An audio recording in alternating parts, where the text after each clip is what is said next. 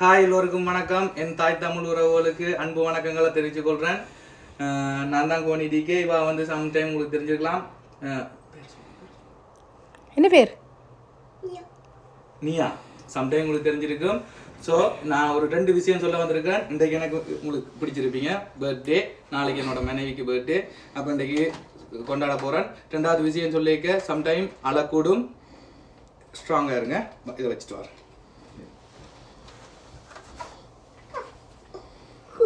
ஆமாங்க,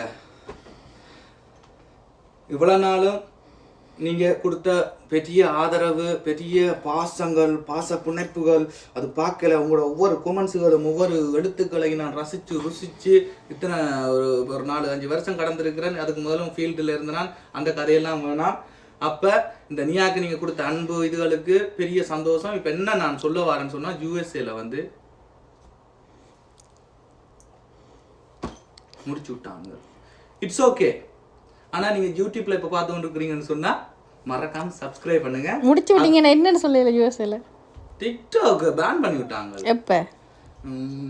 நாளைக்கு. அப்ப நீங்க என்ன செய்றீங்க? அவசரமா உங்களோட கமெண்ட்ஸ் எல்லாம் நான் படிக்கணும், நான் உங்களை பார்க்கணும். முடிஞ்ச அளவுக்கு எனக்கு வாழ்த்து சொல்லுங்க, என்னோட பிள்ளைக்கு வாழ்த்து சொல்லுங்க, கஜிக்கு சொல்லுங்க. ஏன்னு சொன்னா நான் கடைசியா உங்களை ஒருக்கா அதை ரசிச்சு அதை மனசுல தேக்கி வைக்க போறேன். இப்ப எல்லாம் மறந்துட்டேன். கொஞ்சம் டிக்டாக் நண்பர்கள் ஃபேஸ்புக்ல ஃபாலோ பண்ணுங்க.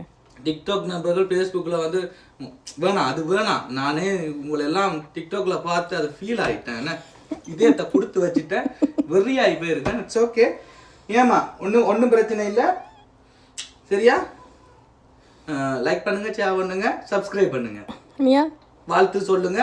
அவ்வளவு கமெண்ட்ஸும் படிக்கிறதுக்கு வெறியோட காத்திருக்க. நெருப்பா தான் இருப்போம்.